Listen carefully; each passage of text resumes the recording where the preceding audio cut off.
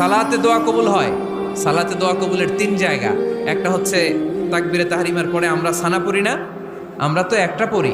আল্লাহর হাবিব সুন্নাহ এবং নফল নামাজে আরো পড়তেন সানা, ওই দোয়া কবুল হয়। দুই নম্বর জায়গা সালাতে সেজদায় পড়ে দোয়া করলে কবুল হয়। আকরাবু মা ইয়াকুনুল আবদু মির রাব্বিহি ওয়া হুয়া সাজিদ ফাকসিরু ফীহি দুআ। বান্দা যখন সেজদায় লুটিয়ে পড়ে, বান্দা আল্লাহর সবচেয়ে কাছে চলে যায়।